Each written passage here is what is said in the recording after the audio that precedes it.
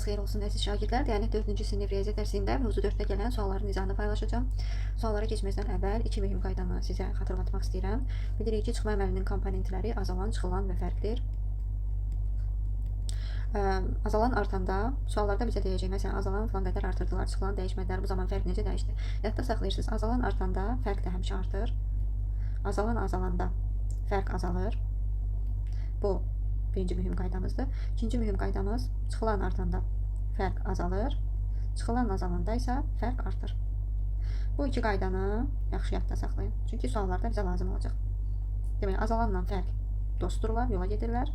Çıxılanla fərq isə yola getmirlər. İndi isə suallara baxa bilərik. Birinci sualda bizə deyir, azalanın və çıxılanın hər birini 23% azaltsaq, fərqi necə dəyişər? Uşaqlar, əgər azalan və çıxılanın hər biri eyni qədər azalırsa və yaxud da artırsa, bu zaman fərqdə dəyişiklik baş vermir. Birinci sualın cavabı dəyişməz.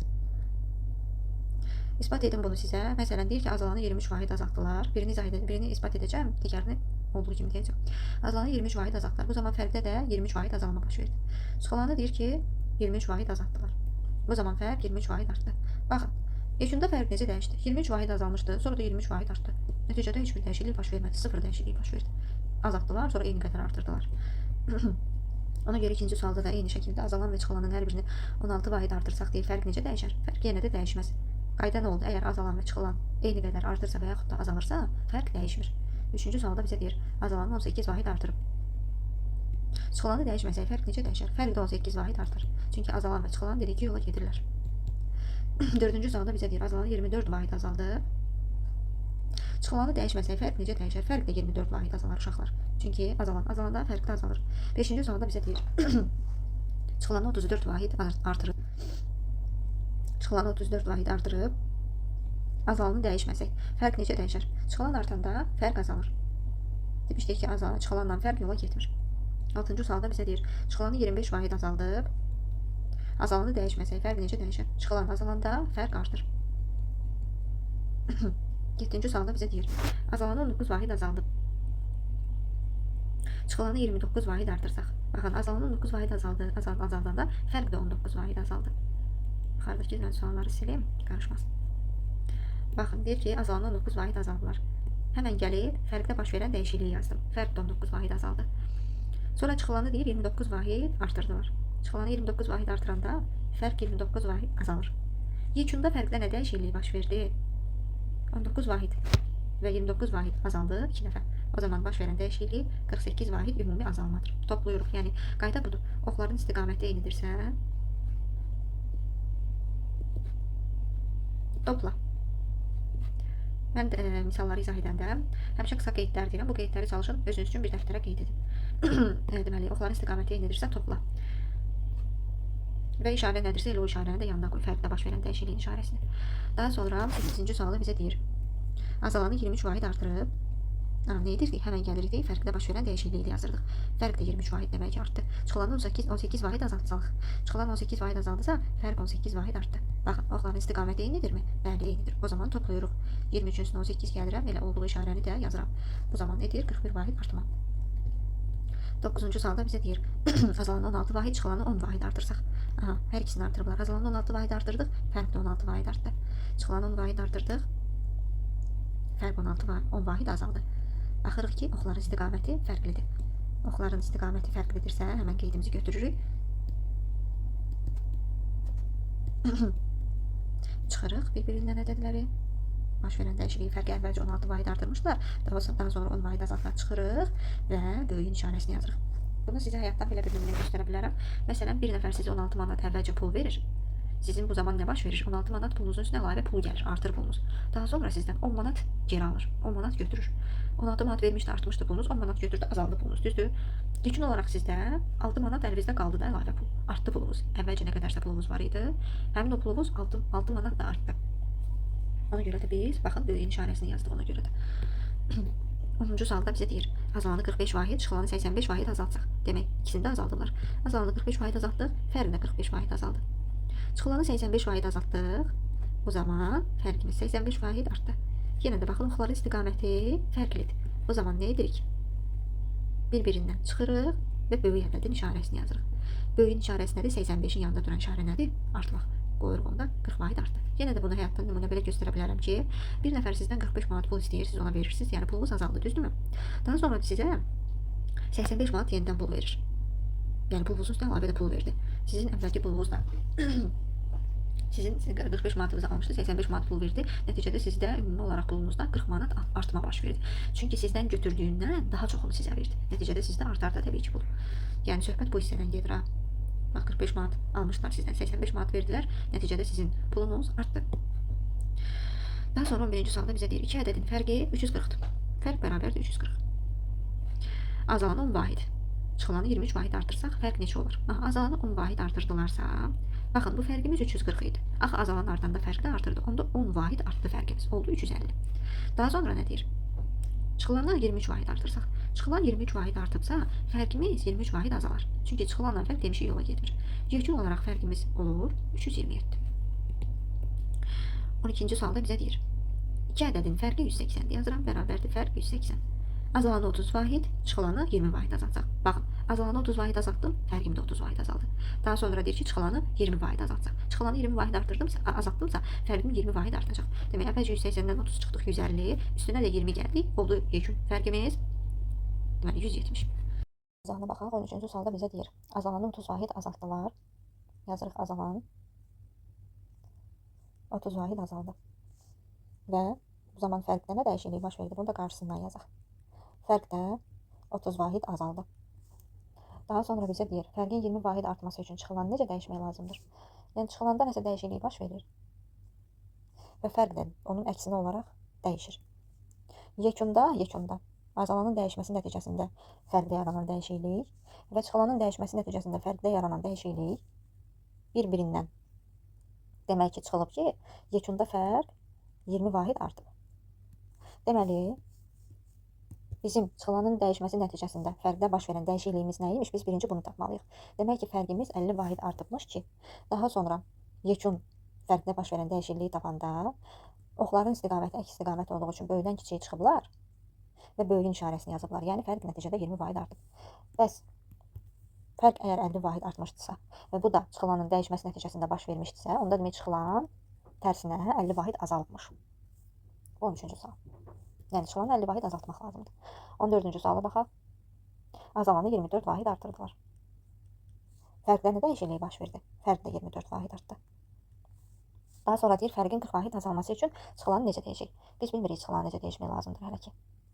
Amma bilirik ki, çıxılanda nəsə dəyişəndə fərqdə onun əksi baş verir. Və nəticədə həm azalan dəyişdi, fərq dəyişdi, həm çıxılan dəyişdi, fərqdə dəyişiklik baş verdi və nəticədə ən sonunda yekun fərqdə baş verən dəyişiklik olmalıdır ki, fərq deyir 40 vahid azalsın.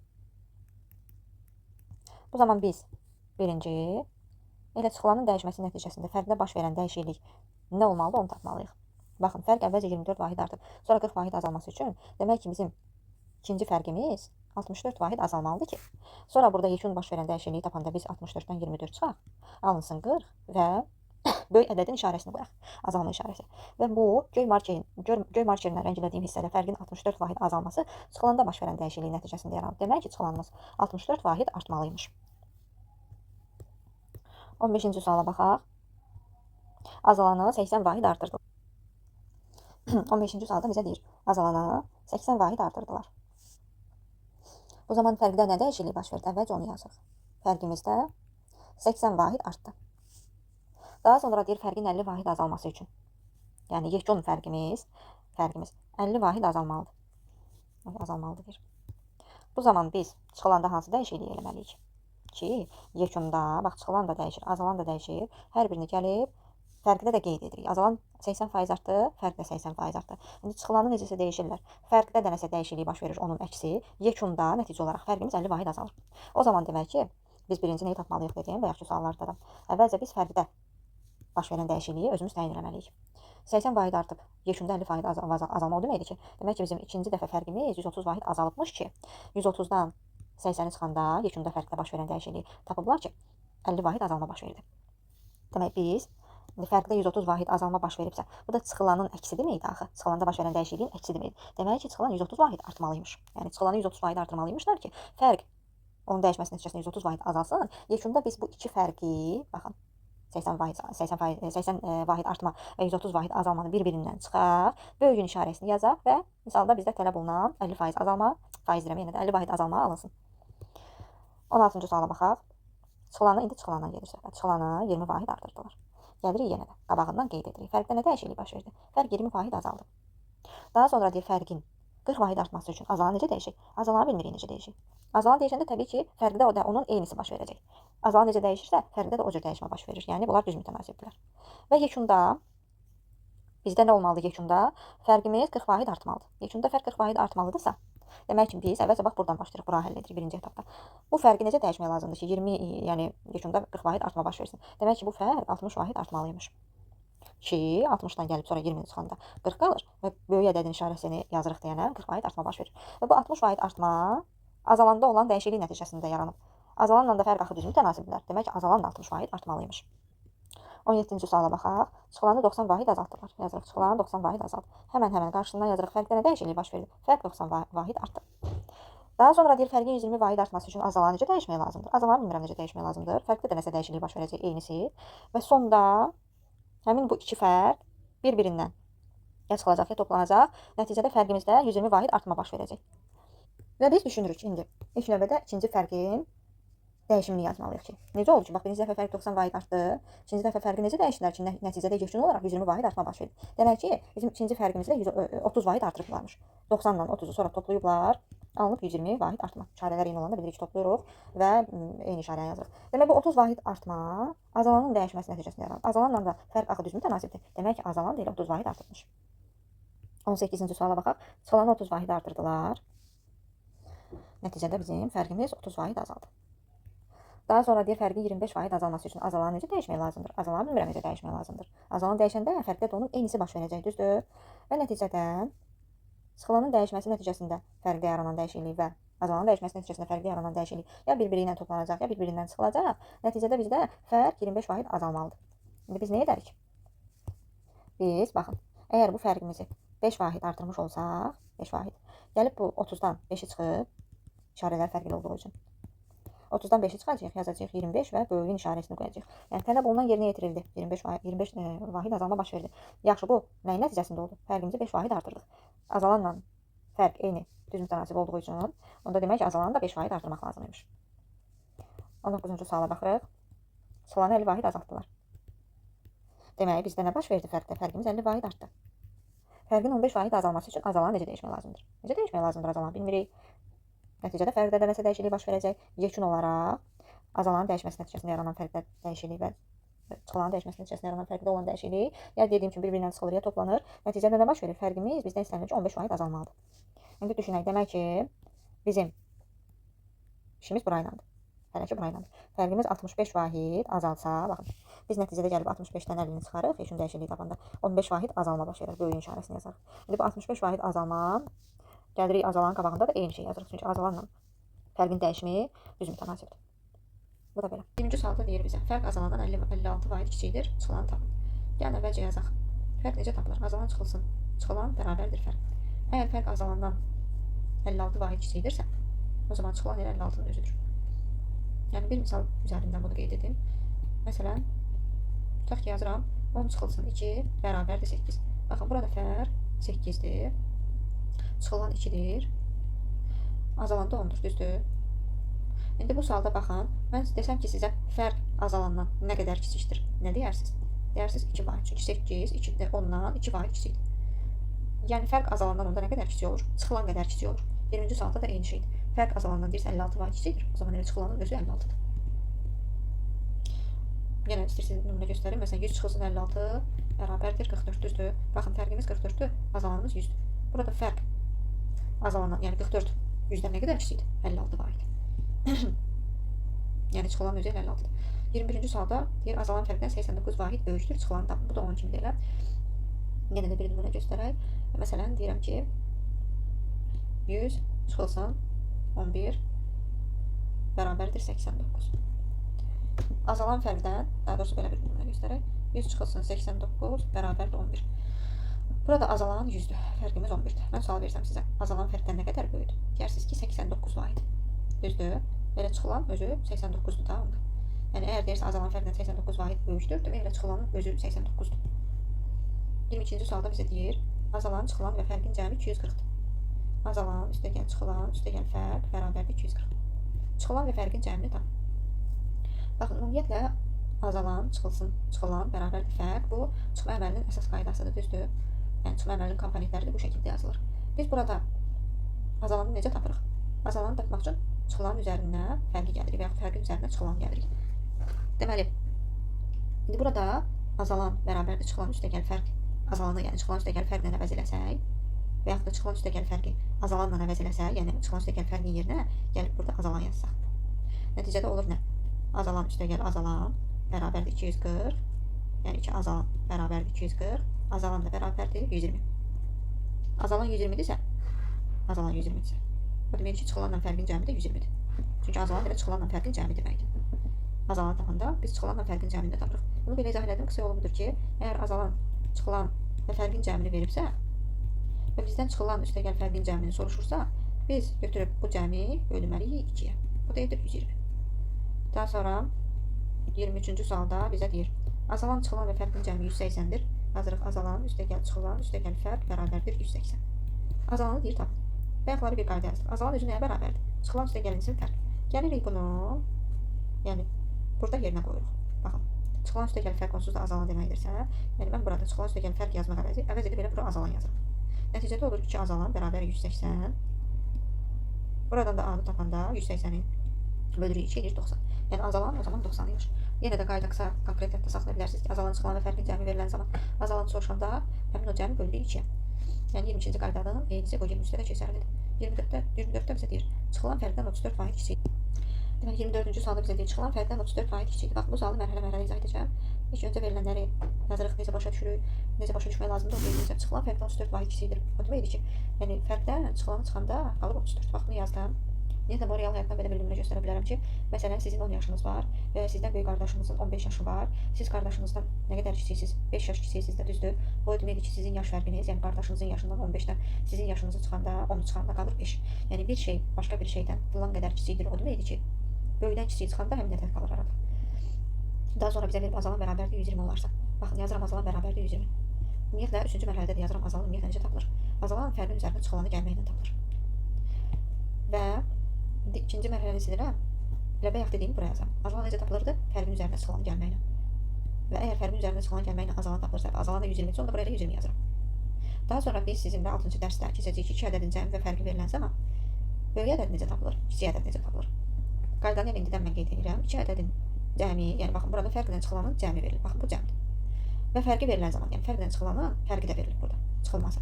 Verilən zaman, yəni 2 ədədin cəmi fərqi verilən zaman böyük ədədi tapanda cəmlə fərqi toplayıb bölürəm 2-yə. Kiçik ədədi tapanda isə cəmdən fərqi çıxıram, sonra bölürəm 2-yə. İndi biz də baxaq görək, yəni soruşur ki, bizdən çıxılanı tapmamızı istəyir də. Biz özümüz təyin edirik. Çıxılan burada böyük ədəddir, yoxsa kiçik ədəddir? Əlbəttə ki, kiçikdir. Niyə görə? Çünki əgər fərqdən gəlib çıxılanı çıxıblarsa, demək ki, çıxılan kiçikdir. Biz onda kiçik ədədin tapılma qaydasını istifadə edirik. 120-dən əvvəl 34 çıxırıq, qalır 86. 86-nı da 2-yə böləndə düşür 43. 25-ci sualda bizə deyir. 1234 və 456 ədədlərinin fərqi. Əvvəlcə 1234-dən çıxırıq 456-nı. Bunların fərqini istəyir. Deməli, 12-dən 5, 7. 11-dən 4, 7. Deməli, bunların fərqi 778-dir.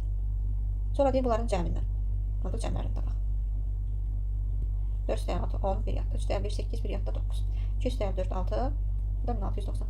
Nə deyirdi? Deyirdi, bunların fərqi, bunların cəmindən nə qədər azdır? Onda bunları bir-birindən çıxmalı. 1690-dan çıxıram, 778.